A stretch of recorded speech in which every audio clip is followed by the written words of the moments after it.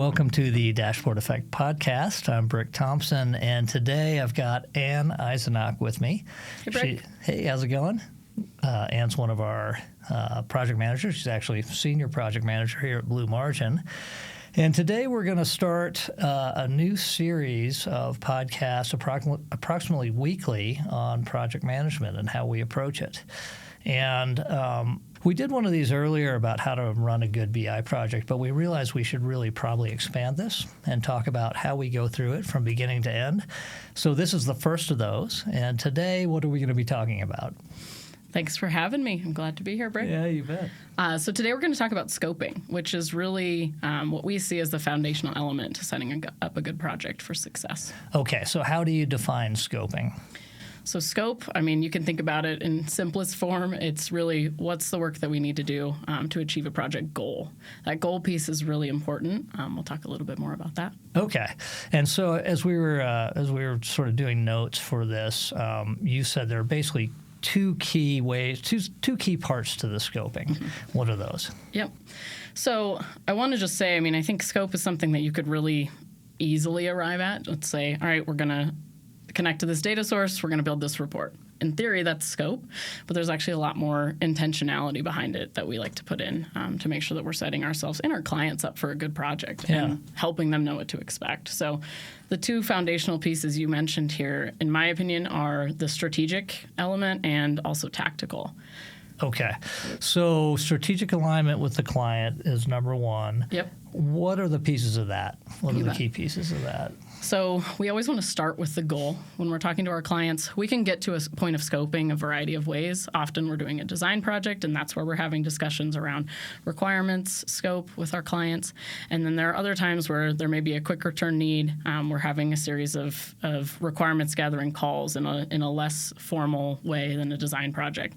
Either way that we might arrive at the point of, okay, we're ready to talk about scoping a project, we start with the goal or goals for a project. We have to know our destination, in my opinion. The destination is just as important as the journey on this one.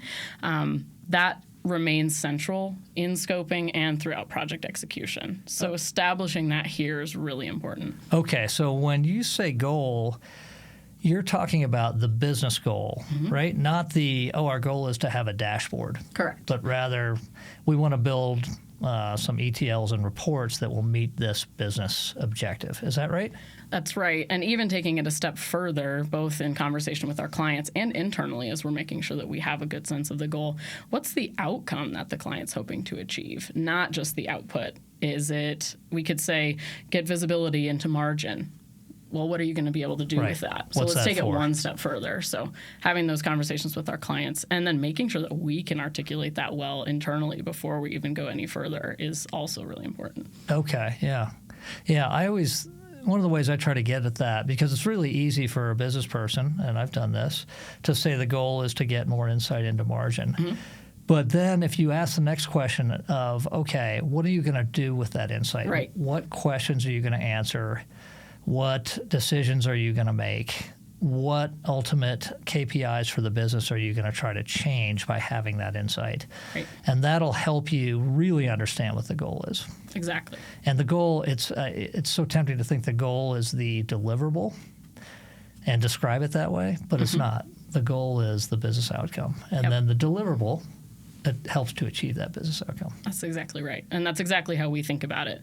When we talk about our next point, tactical scoping, we define goals first and then move into deliverables and then even take it a step further into activities. But okay. Well, back to the strategic front. Let's say strategic. So once you've got the goal, what are the other things that you're thinking about? Yep.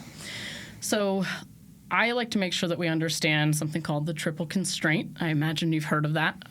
It's a PMI term commonly used in project management. You could have any two of these three things. That's right. Not exactly. So the triple constraint really is comprised of three elements that may impact your project, and that is scope, schedule, and budget. It's often really focused on in executing a project. I think it's actually almost as equally, if not more important, to really understand that with our clients up front when we're scoping. The reason for that is there's always going to be a few different ways that we can approach a project and meet a goal, right? Yeah. There's going to be a few different ways to get to that ultimate destination. Some are more lightweight, some are more heavyweight, some are more scalable, some are more, Right. this gets you immediate visibility and we're going to build upon it. So, for example, you might say, all right, the client has a constraint around budget, and we could go, given a certain budget, we could say, all right, let's build something that's scalable. So as you grow from $100 million to $2 billion, it gets the whole way with no more changes. But the client may say, you know what, I don't have the budget to do that now. What I need is to get through the next 6 months. And so then you size the project for that appropriately. Exactly. In that scenario, we'd be pulling the lever of scope. So maybe reducing the amount that we're actually going after. And the same thing in can the happen with specific schedule. project. So you may say, all right, I want all the bells and whistles, and I want to achieve these 5 goals, but I need to do it in the next 30 days. And we may realize that either on our side capacity, but even more often on the client side, the capacity that's needed to bring the right SMEs to the table, we can't get those 5 done in 30 days.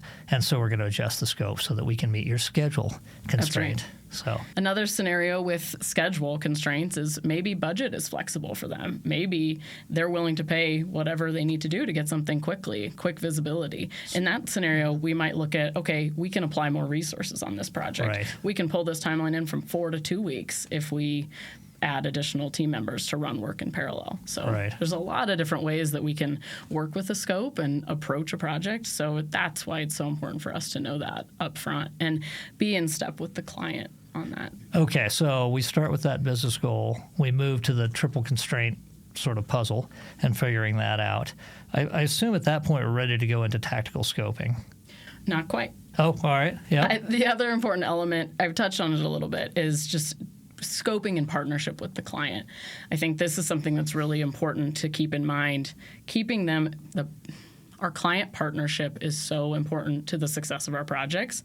It's really helpful to set that expectation up front and really establish a strong working relationship with the clients. We're going to be working with them, day in, day out on every week to meet the goal. So their success is our success and vice versa. And so establishing that partnership in the scoping process is important. A little bit more about that is making it more of a conversation rather than a one-sided, here's what you need to do, and it's going to cost this. Nobody really wants to hear that. Yeah. I don't think. In my experience, when we involve them and give them a little bit of the opportunity to control their own destiny, so to speak, there's a lot more buy-in, and our path that we've set forth together to achieve is established together right there up front. Well, we're in sync then. We're in sync from the jump. We have clear understanding of what needs to happen from both sides. And, it's not necessarily the case that the client has to spend lots of time, but there are specific sort of periods during the project where they've got to be available. Right. Up front, there's definitely some discovery and business rules defining and that type of thing. But even all along the way, we'll talk about this as we get further into this series, but we do a lot of checkpoints to make sure everything's going well. The partnership is essential to all of our success. And so what that looks like, of course, we're still going to be making the recommendations, right? But it's giving them the opportunity to have inputs about, okay, that may not meet my timeline needs. Okay, that may not meet my budget needs. Helping them kind of help us pull those levers as we're doing scoping so that we're feeling really comfortable and confident in the project before we get started. Okay, good. All right. So can you give me an example of where the strategic alignment portion of the scoping didn't go well and lessons learned for us? You bet. Always willing to explore a scenario that we learned from. So we were doing a design phase with a client. We felt like we had good alignment on their goals. We were exploring 3 different data sources to help them achieve those goals, a couple of different Power BI reports. We were really assuming that they wanted the most scalable, sustainable, stable technical solution possible. Avoiding technical debt, and it's going to scale into years into the future. Yeah. Exactly. We didn't have intentional conversations with them or kind of checkpoints along the way within that design phase. So we weren't in sync on that goal. It was just an assumption on our part. Yeah, we had the goal, but we didn't have the context around that goal in the the triple constraint component that I talked about. And so we got to the end of the design phase. We gave them a proposal. We said, we're going to do this, this, this, this, and this. It was a pretty healthy price point, Sure. Yeah. But you brought out the Cadillac. exactly. Right. We brought out the Cadillac. We wanted to get them what we felt was best. From a technical perspective, that's important. And they their reactions were not sticker shock per se, but they actually kind of retreated and they said, okay, let us think about it. There was just a lot of uncertainty at the end of that proposal. Sure. A week went by. We had a hard time kind of really getting any answer or response from them. Ultimately, what we learned was it wasn't within their budget. It wasn't within their budget, and it was more than they didn't see the ROI in spending that amount of money on this specific project. So if we had understood that constraint, the budget constraint up front, our scoping would have been different, and we may have actually been in sync. So how would you how do you approach it now so you don't have that happen? You bet. I had an opportunity to change that a couple of weeks later. We were working with a client in a design phase, and we kind of found ourselves, all right, there's two paths we could take. We could go the Cadillac route. We could go the Dodge. I'm from a Dodge family. I got to get that in there. And, we said, all right, why don't we learn from our previous experience? Why don't we say, let's bring in, our main project sponsor and just kind of do a checkpoint with them 1 week into this project and say, here's where we're starting to trend on price of this project. Yeah. There's a few options. The best technical recommendation here is going to be put you at this point. Is that going to work for you? Is that in alignment with your expectations of budget for this project? Yeah. Turns out it wasn't. She said, this was our CFO, and she said, I'm thinking about this in terms of good, better, best was the analogy that she chose. And she said, I know what you're recommending to me right now is best, and I know that that's what we ultimately want to get to. But right now, based on my timeline needs, because this was going to give her huge amounts of ROI just personally in a reduction of her effort to create these reports and great visibility into the margin that she was looking to see. So she said, in this scenario, I actually don't need best. I just need better. Yeah. So is there something that you can do that will still meet those goals and get it to me sooner and at a lower price point? Almost always, yeah. Yeah, and we said absolutely. This was so helpful to have this conversation. It was illuminating for us, and we took that back. We were able to propose something a little bit more middle of the road, and within several days had agreement and alignment on the scope, and we moved forward with that project, and it went really well. It's still tricky, though, because, it's tempting to say, okay, so always just do the budget version. Sure. But then you may miss on the other constraints. That's right. Okay, it's going to take 3 months. And you need it in 2, or we are gonna have technical debt, and you need to just be in sync on all of those things. That's right. Yeah. Okay. Good. All right. Anything else on strategic alignment? No, I think that's all I want to cover. Let's move to tactical scoping. So, what is tactical scoping as opposed to strategic? You bet. So, tactical scoping, in my mind, is how do we actually put pen to paper, so to speak, and get to our list of activities, our timeline, and our proposed staffing plan for the project. And so, again, we still start with the goal. We sit down with the team that's been working on the project. It's usually a technical resource, usually a member of our consulting team, and a project manager, kind of leading through this scoping process. We start with the goal. In addition to the context that we've learned around their triple constraint, and we say, all right, let's make sure that we're aligned on what they're hoping to achieve, and then let's chart our course for getting there. So we go through the goal, and like I said, we do kind of push the team to make sure that, all right, it's not just building the report, it's not the deliverable. What is the outcome that we're going to help this client achieve through this project? You make sure the engineers are connected to that business goal. Exactly. Not the deliverables. Ultimately, they're going to deliver the deliverables, but you need to make sure the whole project team on the Blue Margin side is attached to that business goal. That's right. Okay, so I just want to clarify one thing, which is that the tactical scoping process, that's an internal Blue Margin project team thing that we're doing. That's right. We've done the strategic alignment with the client. That's the first part of the scoping. Then when we've gotten the green light, then we bring it to the internal team, make sure that all of the team, including the engineers, are aligned on the strategic business goals, not the deliverable goals, and then start to get down to, okay, how do we tactically get this done, and what are those deliverables going to be to meet that goal, that type of thing. Is that right? That's right. Okay. So we start with the goal, ensure that everybody on the team is attached to that, and then we actually move right into deliverables. Okay, so what are the outputs that they're going to get, helping them achieve that goal? We'll define our deliverables, and then we'll take it just one step further than that into something that we call our high-level activities. So what's the work that actually needs to get done to achieve those deliverables? And we keep it relatively, I say high-level, we keep it relatively lightweight at this stage. We want to make sure that we're getting to a point in the scope where we can give the client something to react to, where we can have that, we can facilitate that conversation about, okay, there's multiple ways that we can approach this at multiple different time frames, price points. We may do kind of multiple iterations of this tactical scoping process based on the discussions that we're having on the strategic front. Oh, okay. So those are going on at the same time. They're roughly in parallel. All right, because the strategic alignment has to happen before you can really start the tactical, but then they're sort of playing off of each other to get to your final scope. That's right. Got it can be an iterative approch. There are times where we just do scoping right once. through. We're right there, right? What % of the time is it that? I would say, you're putting me on the spot. I don't know. It might be 50-50. 50-50, okay. I would say there's times that we probably go through, we make some small adjustments at least once. Usually some iteration. Yeah, I think they're. Okay, so right. Now you're getting the deliverables, you got high-level activities. What else? Something else that we like to define at this stage is what we call scope exclusions and scope assumptions, where it makes sense.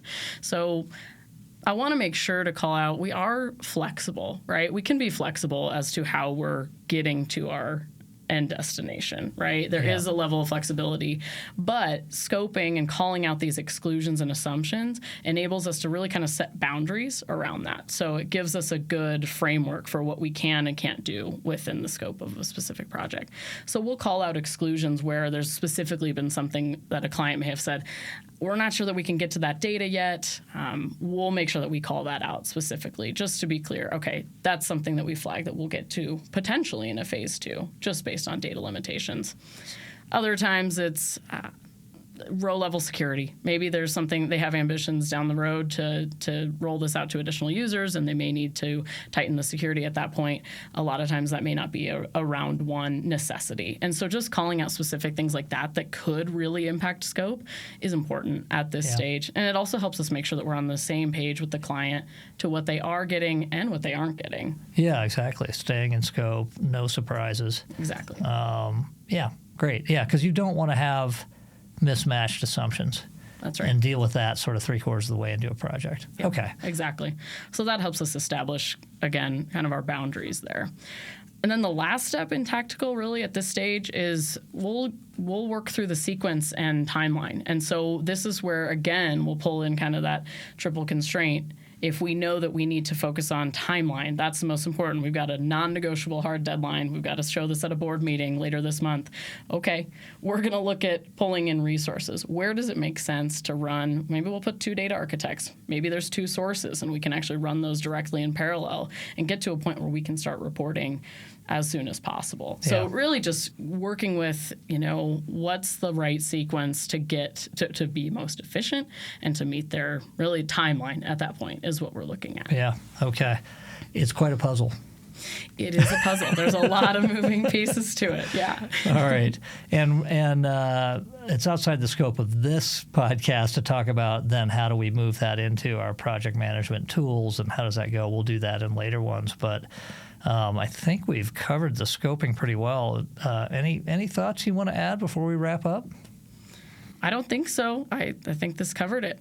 Really, just scoping. It is the foundational piece, establishing that partnership with the client early on and making sure that we're in alignment strategically and tactically is going to set us up for good projects. Yeah, okay. I love it. Thank you. Appreciate you coming in. Yeah. I look forward to the next one. That's all right. Thanks for having me on. All right, you bet.